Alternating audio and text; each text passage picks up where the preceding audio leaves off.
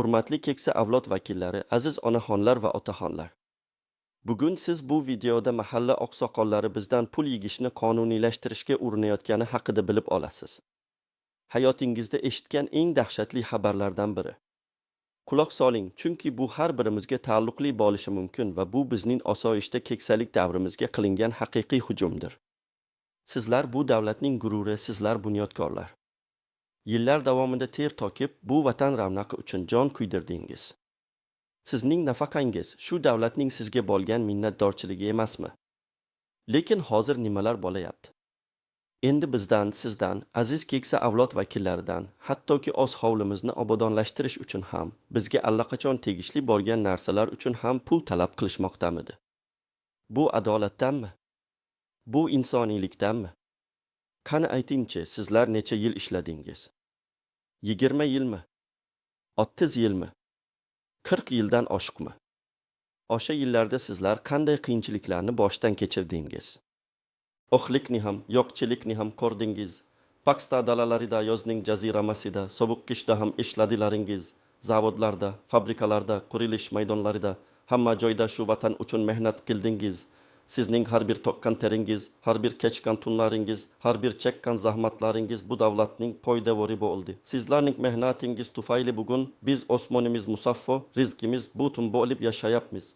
Endi sizning nafaqangiz, shu qiyinchiliklar evaziga davlatning sizga berayotgan ozgina rag'bati, endi shu ham kimlarningdir nafsi uchun yetarli bo'lmay qoldimi? Sizga berilayotgan 700 ming yoki 1 million 200 ming so'm nafaqa sizning dorilaringizga, noningizga, kommunal to'lovlariga zo'rga yetib turgan bir paytda yana 50 ming so'm majburiy badal to'lang deyishlari adolatdanmi? Aynan sizning qimmatli fikrlaringiz va boy tajribangiz bizga bu masalani to'g'ri hal qilishda yordam beradi. Sizning hikoyalaringiz, sizning kechinmalaringiz boshqalarga ham kuch beradi. Shuning uchun, iltimos, ushbu video ostidagi izohlarda yozib qoldiring. Sizning ishlash stajingiz necha yil? Nafaqaga chiqqaningizdan keyin qanday qiyinchiliklarga duch keldingiz? Sizning nafaqangiz bugungi kunda sizning minimal ehtiyojlaringizni qondirishga yetarlimi? Mana shu savollarga javob berishingizni kutaman. Sizning har biringizning ovozingiz muhim. Shunday muhim mavzulardan xabardor bo'lish, qonunlardagi o'zgarishlarni o'tkazib yubormaslik, huquqlaringizni himoya qilish yo'llarini bilib turish uchun hoziroq kanalimizga obuna bo'lishni unutmang. Qo'ng'iroqcha tugmasini ham bosib qo'ying. Toki keyingi muhim videolarni birinchilardan bo'lib ko'ring. Eslaysizmi, oldin mahalla qanday edi? Mahalla oqsoqoli hamma hurmat qiladigan, dono, adolatli inson edi. U nafaqat tartibni saqlardi, balki muhtojlarga yordam berardi, jamoani birlashtirardi. Qandaydir obodonlashtirish ishlari bo'lsa, buni hamma o'z ixtiyori bilan, imkoni boricha yordam qilib, o'zining mehnat hissasini qo'shib amalga oshirardi. Hech kim majburlab pul yigmasdi, hech kimning cho'ntagiga qaramasdi. Kattalarga hurmat, kichiklarga izzat, bu bizning milliy qadriyatlarimizning asosida yotar edi. Nafaqaxo'rlarimiz esa mahalla sharafini, uning faxrini tashkil etar edi. Ularni har doim qo'llab-quvvatlashga, ularning ogirini yengil qilishga harakat qilinardi. Pensiya jamg'armasi esa xuddi hozirgidek sizga o'z mehnatingiz evaziga nafaqa to'lardi. Bu pullar sizning yashashingiz, farovonligingiz uchun berilar edi, boshqa majburiy to'lovlar uchun emas. Lekin hozirchi endi bizning quloqqa chalingan xabarlarga ko'ra, mahalla oqsoqollari o'zlari bilganicha hech qanday qonuniy asoslarsiz, hattoki hukumatning rasmiy qarorisiz ham har bir hovlidan har oy 50 ming so'm miqdorida pul yigishga tayyorgarlik ko'rayotgani haqida mishmishlar yuribdi. Obodonlashtirish va video kuzatuv kameralari uchun emish. Go'yoki bir ichki qaror bilan bu ishni qonuniylashtirmoqchidilar. Bu nima degan gap? Davlatning eng himoyasiz qatlamini, yana siz, aziz nafaqaxo'rlarni yana bir marta qo'l qovushtirib turishga majburlashmoqchidami? Eng achinarlisi shuki, agar to'lamasak nima bo'lar ekan? Hech qanday ma'lumotnoma bermaslik, temir daftar, dan o'chirish, qishki ko'mir subsidiyalardan mahrum qilish bilan tahdid qilishmoqda. Bu bizning qadriyatlarimizga, hurmatga, insoniy qadr-qimmatga zid emasmi? Bu haqiqiy shantaj aslida. Qonunda belgilab qo'yilgan imtiyozlarni, ijtimoiy himoyani oddiygina ichki qaror bilan bekor qilishga qanday jur'at qilishmoqda? Bu axir jinoiy harakatga teng. Eng katta xavf ostida kimlar turibdi, bilasizmi? Birinchi navbatda nafaqasi juda oz bo'lgan, oilasida yordam beradigan kishi yo'q, yolg'iz yashovchi onaxon va otaxonlarimiz. Nogironligi bor, doimiy parvarishga muhtoj bo'lganlar, faqatgina davlat pensiyasiga umid qilib yashaydiganlar. Ularning nafaqasi hozirgi kunda 300 ming so'mdan tortib 1 million 500 ming so'mgacha bo'lgan miqdorda bo'lishi mumkin. Bu pullar bilan qanday kun ko'rish mumkinligini bir o'ylab ko'ring. Oziq-ovqat, dori-darmon, kommunal xizmatlar, hamma narsa kundan kunga qimmatlashib borayapti. Davlat pensiya jamg'armasi tomonidan ba'zi bir toifadagi nafaqaxo'rlarimizga, masalan, yoshi juda katta bo'lganlarga, Ikkinchi jahon urushi qatnashchilari va mehnat faxriylariga, boquvchisini yo'qotgan oilalarga qo'shimcha imtiyozlar va nafaqalar belgilanishi mumkin. Ammo bu qandaydir ichki qaror bilan pul yigish evaziga emas, balki qonuniy asosda, davlatning ijtimoiy siyosati doirasida amalga oshiriladi. Mana keling bir o'ylab ko'raylik. Oltin bibi 73 yoshli onaxon. Butun umri Qashqadaryo paxta dalalarida quyoshning tigida o'tgan. 2 bolasini yolg'iz o'zi katta qilgan. Hozir nafaqasi 1 million 100 ming so'm. Shuning yarmi doriga, qolgan yarmi nonu choyga, elektr va gaz to'lovlariga zo'rga yetadi. Oyoqlari og'riydi, boshi doim og'riydi. Unga qanday qilib 50 ming so'm to'la deymiz? Qayerdan oladi? Yoki Abdurahmon bobo 84 yoshda. Toshkentdagi Ozmet kombinatda 40 yilga yaqin ishlagan, payvandchi bo'lgan. Qishloqda nabirasining uyida yashaydi. Ko'mir subsidiyasi uning uchun qishda jon saqlovchi vosita.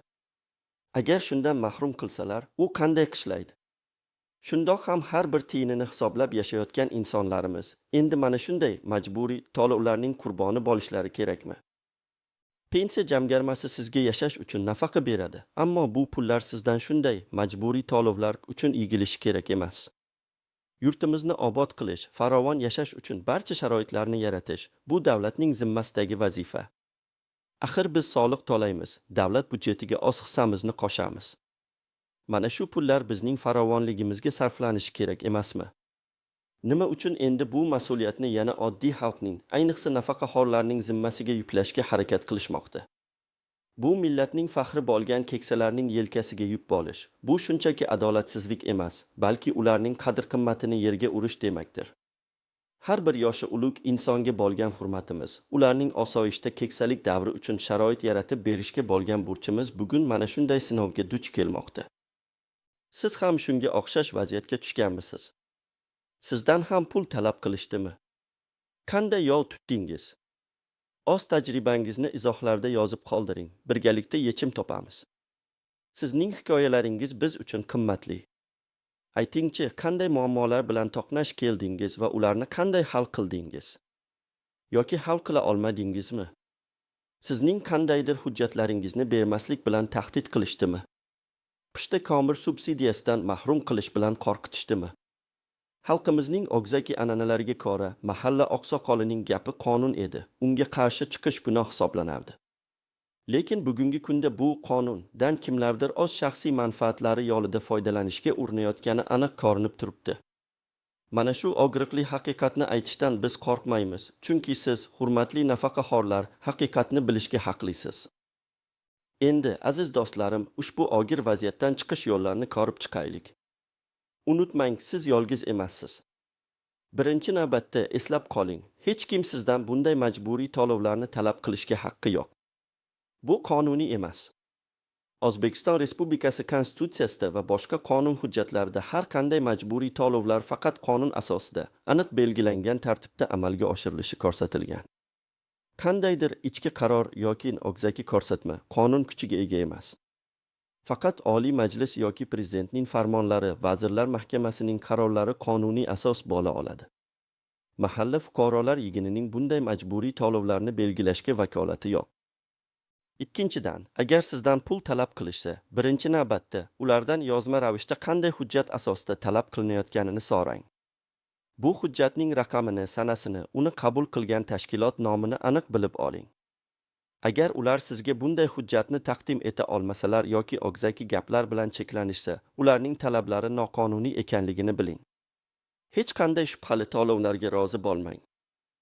Uchinchidan, agar ular sizga bosim o'tkazishsa, temir daftardan ochirish yoki ko'mir subsidiyasidan mahrum qilish bilan tahdid qilishsa, darhol tegishli organlarga murojaat qiling. Unutmang, ushbu imtiyozlar davlat tomonidan qonuniy asosda belgilangan va ularni qandaydir mahalla oqsoqolining xohishiga ko'ra bekor qilishga hech kimning haqqi yo'q.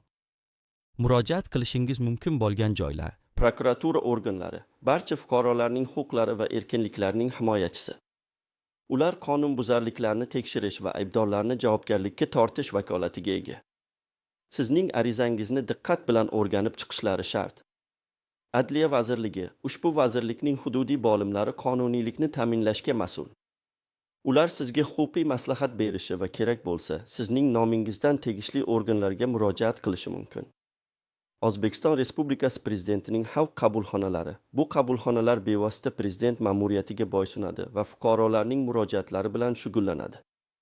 Sizning muammoingizga yuqori darajada e'tibor qaratilishini ta'minlaydi. OAV va ijtimoiy tarmoqlar. Agar boshqa yo'llar bilan natijaga erisha olmasangiz, ommaviy axborot vositalari, blogerlar va ijtimoiy tarmoqlar orqali o'z ovozingizni yetkazing. Ko'pincha jamoatchilikning e'tiborini jalb qilish muammoga yechim topishda yordam beradi. Videoni ko'pchilikka tarqating. 4-dan, dalillar to'plang. Agar sizdan pul talab qilishsa, imkon qadar suhbatni ovozli yozuvga oling. Agar bu sizning mintaqangizda qonuniy bo'lsa va xavfsiz bo'lsa. Elektron xabarlarni, yozma xatlarni saqlab qo'ying. Har qanday tahdidlar yoki bosimlarni hujjatlashtiring. Bu dalillar sizning murojaatlaringizni mustahkamlaydi. 5-dan, birlashing. Siz yolg'iz emassiz. Sizga o'xshab bu muammoga duch kelgan boshqa nafaqaxo'rlar bilan birga harakat qiling. Birgalikda qilingan murojaatlar har doim alohida qilingan murojaatlardan ko'ra kuchliroq bo'ladi. Mahalla miqyosida bir guruh tashkil qilib, birgalikda harakat qiling. Sizni hech kim yenga olmaydi, chunki haqiqat va qonun sizning tomoningizda. Aziz keksa avlod vakillari, bugungi videomizda sizga aynan shu Boboriy mahalliy stali zakonimi degan dahshatli xabarning asl mohiyatini tushuntirib berishga harakat qildim. Sizdan, davlatning tayanchi bo'lgan insonlardan, haqqingiz bo'lgan narsani so'raganlarga qanday javob qaytarishni o'rgatdim. Men sizning har biringizning qadr-qimmatini himoya qilishga tayyorman va sizni yordamsiz qoldirmayman. Biz birgalikda bu adolatsizlikka qarshi kurashamiz. Endi aytingchi, bu vaziyatda biz nafaqat o'z hovlimizni obodligini, balki bizning hurmatimizni ham qanday himoya qilamiz? Siz ushbu adolatsizlikka qarshi kurashishga tayyormisiz? Javoblaringizni izohlarda kutaman.